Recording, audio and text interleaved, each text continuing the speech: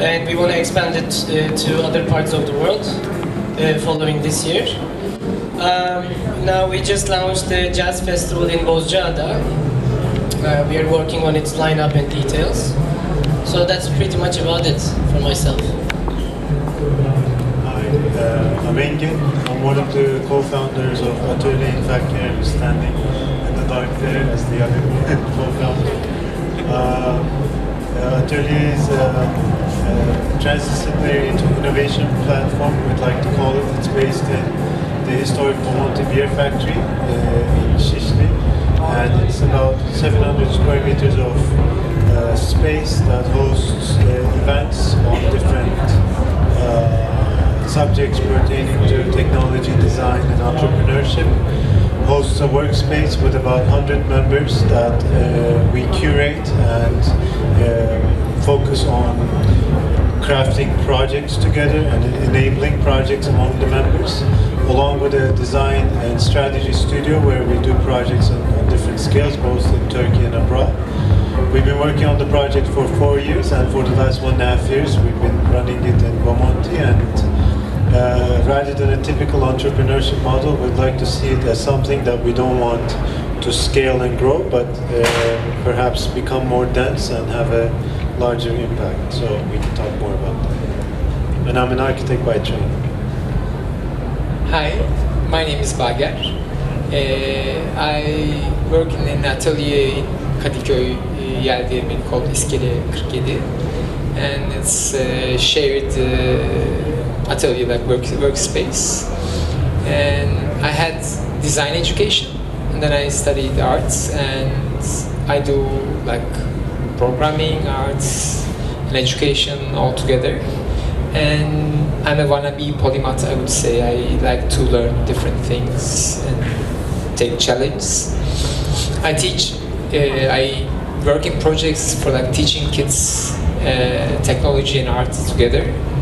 And we also, I do like my art projects. I work in, I use technology, new technologies in the projects, but not in favor of like just using the technology, just try to understand what it makes me think about the world I live. So like I really like to understand the new paradigms and just like, to feel them before it happens. And I also do interactive installations in the field, like these happenings and exhibitions, that kind of stuff. Thanks. Thank you. My name's Nick Hobbs, and I own a company called Charmenko, who is one of the organisers of Sónar Istanbul. And so my main work is in the music business, particularly in concerts, and I'm also an artist and a few other things as well. And once upon a time I was a young entrepreneur, and that was a long time ago. But I'm still here. I wanted to just start with a little reference to a Finnish kind of collective organization called Slush. We wanted to invite them, but they couldn't make it because they have a slush happening in Tokyo soon, or in Beijing, or somewhere else. And and I just wanted to refer to them a little bit as an interesting example, a rather extreme example of organizational self-help for young entrepreneurs. They were founded by students a few years ago, and they are run by students. So they're not run as a business. They're not run by the state. And this is something very special in Finnish culture, where young people just go, I want to start a business, I want to become a concert promoter, or whatever it is, and they just do it. And they learn by mistakes. And there are people I work with in Finland who are in their mid-20s and who are very successful in the music business, and that's quite extraordinary. There's nothing like it in Turkey. So that organization Slush, you can look up on the web. At the end of they had a Slush at the end of last year. They had 17,500 attendees, which is a ridiculous number. 17,000, more than 17,000 people attended the event. There were 2,300 startups, 1,100 investors, and 600 journalists. So huge numbers. And then they have a similar event in Tokyo and a similar event in Shanghai. And I looked through their stuff and just picked out some buzzwords from the material just to sort of throw in the air, just to give you some idea of the territory they operate in, which is to do, of course, with new technology and creative industries particularly. So the buzzwords are actionable customer and asset intelligence. Good luck. AI, which is, of course, artificial intelligence. AR, which is augmented reality. Bioinformatics, cloud-based big data, crowdfunding of course, cybersecurity, digital healthcare, early stage companies, ed tech, which means education technology, full stack software, machine learning, machines with high social intelligence, that was it. Nanotechnologies, reducing the attack surface, that's to do with hacking. Seed funding, it's a familiar one. Self-driving society, sex tech, we'll come to that in a second. Software robots, startup equity, the pitching stage, which is where people pitch ideas. VC, which is venture capital, and VR, which is virtual reality, of course. And then I just noticed that in all of these hundreds and hundreds of words that I read, the words, and I'm an old hippie, so love, happiness, peace, and nature were never mentioned anywhere. So they're kind of, you know, anyway. So just a little bit, one more thing about Slush. From the program of Slush, I just picked up a couple of things which were to do with entertainment startups in a broad way. It's just interesting just to give the territory in the biggest, I think it's the biggest event in Europe of its kind. So the evolving technologies of virtual and augmented reality have affected many industries, one being especially groundbreaking electronic sport, esports. Esports broadcasts are already competing with the traditional sports when it comes to the ratings. Esports and gaming will be present at Slush on the keynote stages as well as in the startup area. The discussion will concern the life of professional players and extreme popularity of esports. And then one more. How emerging technologies will affect sex tech. AR, VR, and artificial intelligence might irreversibly change our perception of other forms of entertainment as well. Sex tech has already affected the societal views on sex and pleasure through popular culture hits like Ex Machina, Her, and Westworld. The constantly developing software will raise the question of how sex robots will shape our understanding of human interaction, including topics like fidelity and empathy. So, you know, this is, well, it's Finland, so we don't need to dwell on that, but it's just amusing that I mean, I didn't know that sex robots even existed. I didn't know there was such a thing as sex tech, but it's something they very seriously discuss in an entrepreneurial context in Finland. Technology side of it, maybe you might have a few words. I mean, you guys do some stuff over there, or maybe you. For music business, actually, the music business as an industry is, I think, how do you say, still something quite new. So if you have an idea in this industry and you know you want to take it forward, you could go to the, how do you say, there are stuff, these tohum, tohum type organizations, stuff like that, but mostly people in my case, for instance, since there is no culture for this, they're not, how do you say, they first go to their parents, to their friends, trying to, you know, pitch some money, try to get some mentorship from business people, but no sort of, how do you say, structured organization exists, at least for music business. I was talking today to one of our teachers in big university. In university clubs, especially in the last 5-10 years, there are these, how do you say, little tiny organizations that kind of give mentoring to people who want to be active in the industry, but it's not super active. Like for instance, I can compare it with Germany, where I live in currently. A guy who wants to run a festival or how do you say, a booking agency, you know, in his late 20s, he already knows which sorts of organizations he can apply to scale his idea or to make his, you know, tiny little dreams come true.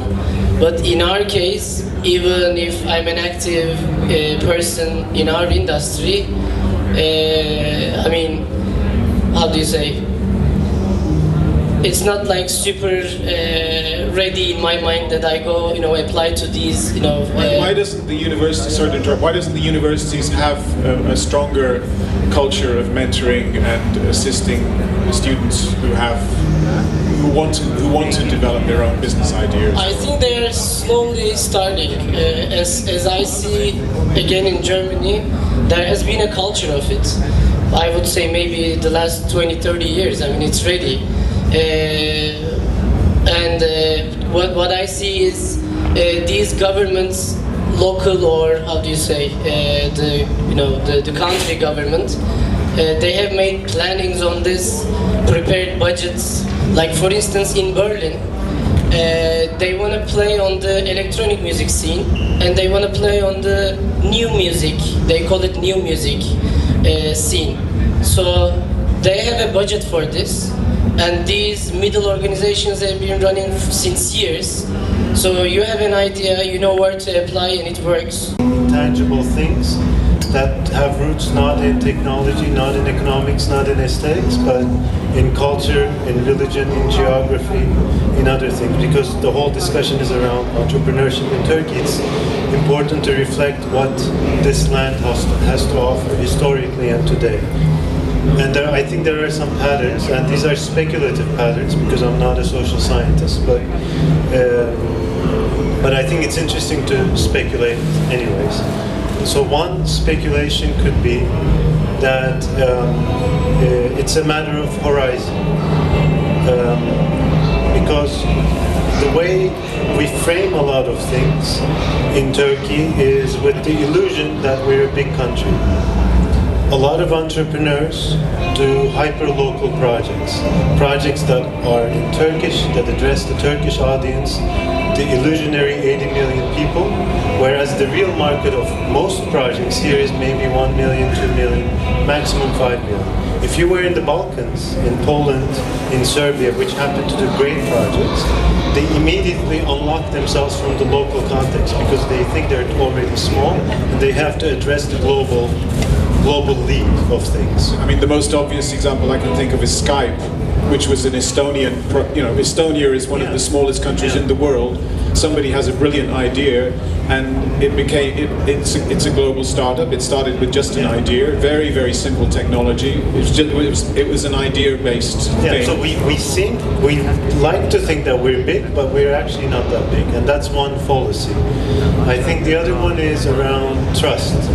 Turkey has this very odd statistic that we're in the lowest third or fourth in the ranking of 190 countries in trust, and I think that's worth reflecting on. That's a very odd statistic. That's like we're below Sierra Leone, we're below like Congo, we're below, I don't know, like Afghanistan, and I'm not picking these out of prejudice, but just intuitively that's a bit odd. Like, where does this come from? And I think geography has a role in this, because we have been a place of transactions, a place of trade, a place of fluidity and no anchoring of anything. No idea can take root in Anatolia for too long in history. Every idea tries to latch on, nothing can take root. And that transitionary moment, that fluxus, creates a lack of trust also among agents. We are a very verbal culture. We don't put things on paper. And we are more about herding and exploiting resources than nurturing and growing things. It's a difference between agriculture and... but surely that's, I completely know what you're saying, but on the other hand, that's something that presumably everybody has an interest in changing or evolving away from, because it doesn't help the country, let's say. Well, no, exploitation is a very easy thing. It's actually very convenient and it's very practical. You know, you grow herds, you exploit, you cut, you sell, whatever. To grow the land, you have to wait, you have to endure, you have to have a long-term vision, and the relationship of trust and long-term thinking is, I think, very correlated. And the third one I would say is that the long-term thinking. The investors here are short-sighted, but out of necessity. You know, how could you have a long-term vision if everything around you is changing so fast? If your landscape is reshaping every day politically. So I don't think anyone is there to blame if no one can innovate from scratch here. We adapt because that's what Anatolia has done. We can. And surely then, you know, you look, we're in the Zorlu Performing Arts Center. Zorlu is one of the big Turkish holding companies. And there are, I don't know, say 10 or maybe 15 roughly similar big holding companies. Those are companies which grew from small businesses into mega huge businesses, and they wouldn't have grown if the founders didn't believe that there was a future economy, that there was a point, you know, that there was some ground for stability. That I disagree. I think Turkey's history is one of nepotism. It's about the wartime. After First World War I, there were 20 families that were somehow close to the government, and that's how innovation started. Turkey does not have real, from ground zero, innovators that were not tradesmen. It's either selected innovators who were allowed to grow through certain industries, or those who were excellent in trade, and for that reason the only thing we happen to be good at is e-commerce. It's no surprise, you know. The only big startups we get is the e-commerce sites. There's no technology startup that really springs up and grows. There is no design-driven startup. There is no culture-driven startup, and maybe these are heavy words and these are rough generalizations, exceptions occur, but I think if we're talking about Turkey, Turkey is also a generalization. Turkey is a fictive thing, you know, so it's, I don't know, I think it's interesting to talk on these veins, because if we just keep talking, you know, where are these incubators, what are they doing, it's honestly more mundane, you know, and I'm sure you have stuff to say, so. Yeah, it's like, okay, I'm gonna pull back to the point that why does it happen in universities? Again, in Turkey, the problem of this trust is creating a problem of transparency. When you don't really talk about the subjects you should talk, and I mean when you don't talk them on the stage, because you talk them, you know, behind the stage, when you have a coffee, when you have a smoke, you just talk to the real things. When you're on the stage, the talk doesn't really matter that much. And then this transparency, like I have been in the education business, like in universities for 10 years, and I didn't have one meeting about the quality of the education in 10 years. Like we had meetings for every week, like, you know, 5 to 10 meetings, and none of them was about the quality of the education. So most of the business in Turkey is missing that transparency, the reality checks and like things. Like, so there are many stories on top of each other. Like there's a famous saying in Turkey that in a wedding you cannot drink, it's prohibited, but everybody is drunk. So this kind of culture is just, you know, really different. Like, so what I would suggest, and what we personally do, like when Engin, they came to Turkey with Kerem, like I was saying, do not go for funding. That was my first advice. But this is very, very hard. Like I like the idea of slash, and I know where it works. It's not really Turkish problem. This is what we are talking, but it's very bad here. So what you have to do is you have to just do nothing about any funding. Like you know, privatize or governmental, any funding. Just find some people who are similar, like, the similar is also another thing, like, they should have a similar idea, they should have a similar rhythm with you. And then when you have these friends, people around you, you should sit and start from scratch. Because in education, like when you're in primary school, you're never taught to be autonomous. You're mostly taught what the authority was telling us to be taught. So we have to really start from scratch. We have to create our sanity from scratch. So the slash idea, I think it's very working in Turkey. But we are doing something very similar in our atelier. and we just said, okay, no to anyone, like, you know, we just said, okay, to the neighbors could come, because we wanted to be local. And then it started to flourish in 1 year or 2 years. You have to be really slow in a country like this. Otherwise, you just go into the same problems everybody is having. That doesn't sound like a recipe for... It sounds like another completely parallel universe to the universe which Slush presents, for example, or a similar, you know, startup culture, venture culture, new technology culture in other countries, let's say.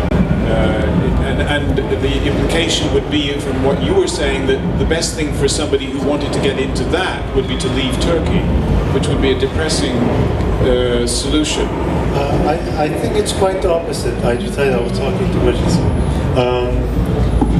I think we can invert all these patterns, you know? Like the pattern that Turkey is a small place can be immediately inverted if from day one what you do is global, you know? If from day one your native language is English, if from day one you do your empathy and product market fit research globally, if from day one you try to see how you can branch out and at least feed yourself from the globe, and Turkey happens to be in the most convenient place on earth to connect globally. If you were to imagine the world as like this weight, Turkey would almost be the centroid. You know, it would be equidistant to most places, and that's a very odd place to be. So I would say that's one thing, and the other one is we have assets, cultural assets that Silicon Valley will never have.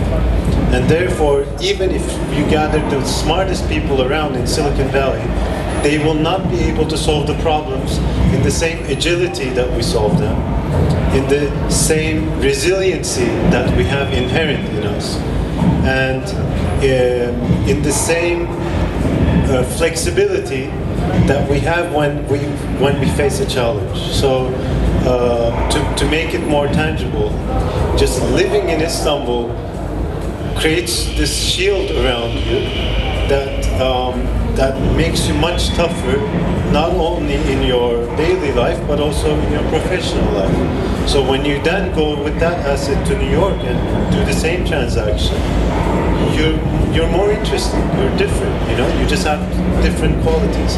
And the other thing is Turkey is very similar, not to its neighbors, I would argue. I don't think we're very similar to Iraq, Iran, or Georgia, but I think we're very similar to Chile, we're very similar to Indonesia, we're very similar to Mexico. And ideas that work here can be so easily replicated in those cultures. So, like, leapfrogging is not necessarily the smartest guys in Silicon Valley are now wearing. Can you give some concrete examples? Yeah, in Silicon Valley, two friends of mine from university have just gotten $10 million as venture funding for a laundry app. They make laundry easier. They make laundry faster. They make laundry better. But it's laundry, you know? So these guys, they've been working on it for 6 months. They had few screenshots to show, and they got funding. So how do they feel? Successful. And that's really sad, you know?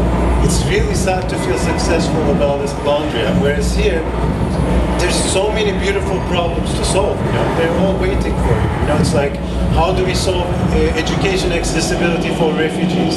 How do we solve communication problems among different... But we can. The list of problems which deserve being solved is very long. We're all aware of it. But how does the culture encourage solutions and people coming up with solutions, and what are the ways to help those solutions come forward?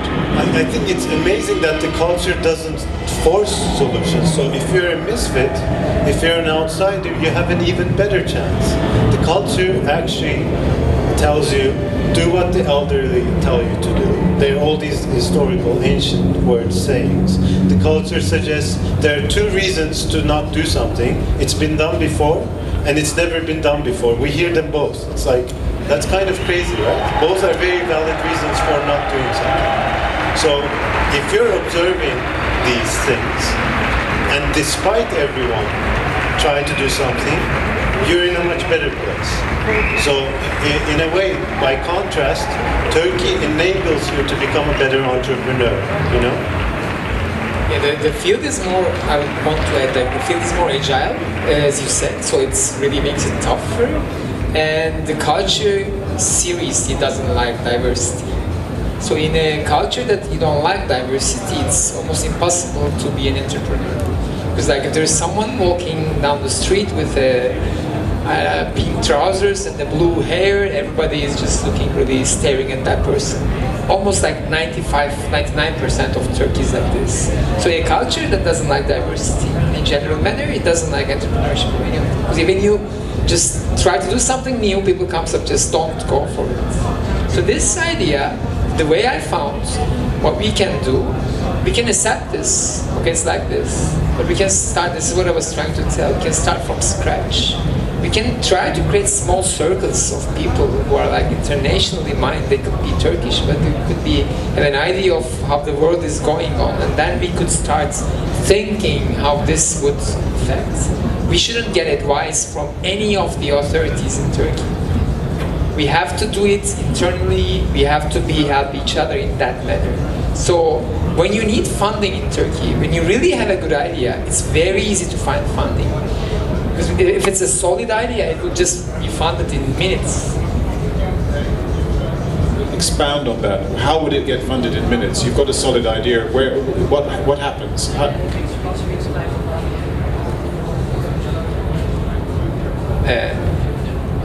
Okay, yeah. So there's this mostly the whole fields of Turkey. Like let's say you have an idea for a magazine, you cannot go in the distribution system.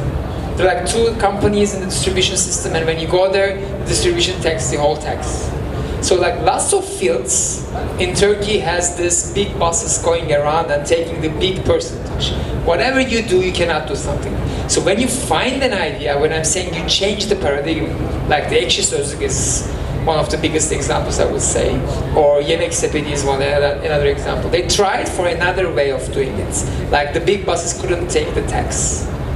And they had to fight, of course, for 5 years, but this is another story. But when they had it, it was working itself. I don't know if Ekşi Sözlük just got funded, they just sold their advertisements and other things. So this is how it works. Like they could easily get funded. There's no problem, but they didn't want to because it's more profitable, because it's just working already. You just proved it. So this is what I'm saying when it's easily funded. I think regarding funding, then that also relates to long-term thinking. In investment terms, the common valuation approach is imagining where the company will be in 5-10 years time. Because you invest in potential. You don't invest in the current position of the company. That makes no sense. But if you're doing projections, you need to have a stable environment. You can't project in a turbulent, nebulous ecology. So for that reason, what investors end up doing here is they invest in the proven future potential of foreign replicas. So they say, well, I will only invest in you if this idea has been executed elsewhere. And that's a very odd cultural assumption, because that means that everything that has worked abroad will work here, and these people are the best to do it. Whereas if you were to say, I have an idea that's endemic to Turkey, that is all about this soil and this culture, they will say, well, that doesn't make sense. Or just an original idea, full stop. If you have an idea, I mean, again, returning to Skype, let's say, that's a very, very simple idea, but it's a global idea. It's obviously something that could only work globally. So somebody in Turkey can equally have a similar and equivalent idea. My honest suggestion would be, if you have such an idea, you have to go to Silicon Valley. Money is abundant. That's where the right ecology is. If you're really attacking the global scene for a global idea, that's a platform like Facebook, Twitter, all these things were not profitable for years because their value is not in the profit, it's the number of engaged users. And these type of ideas are, I would say, nearly impossible to fund in the correct terms in Turkey. And that's just fine. because that investor is not also in the position to foresee its future the same way the San Francisco. You would say that there is no culture of venture capitalism, of seed funding, of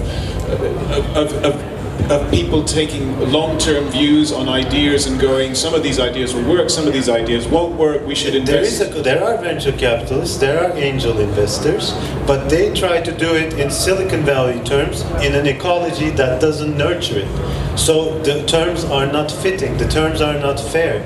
All these accelerators, all these incubators are in Turkey, I would say, are not in the terms that protect the entrepreneur, not in the right way. So the best way is Turkey has a cheap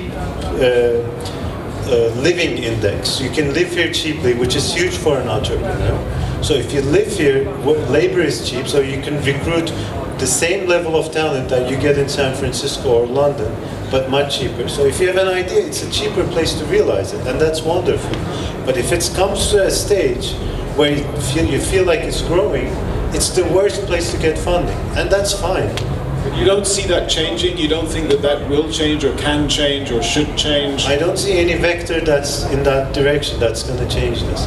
But it's also like you don't have to. You just have to read the environment and see what's the good parts and what's the bad parts about it. So Turkey has amazing assets, all these other things, and when it comes to funding, it's just not going to be there.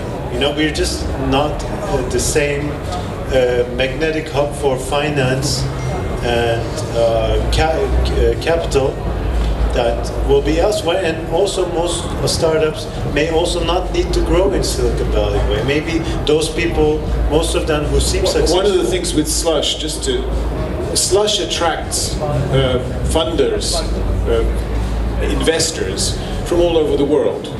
Their model is not to, of course there's a strong culture of investment in Finland, but their objective is global. So they attract investors from everywhere, and they attract projects, they attract entrepreneurs from everywhere. So it's a meeting place, huge meeting place on an international scale with a Finnish bias. So there isn't a logic that says why couldn't that happen in Turkey? If Turkey has particular assets and there are things which could happen here which would never happen in Finland because the challenges in Finland are different, etc. It could if we changed our horizon. You know, if some people said what we want to do is global from day one, what we are addressing is the global audience, then it's possible. But most endeavors here still are too Turkish.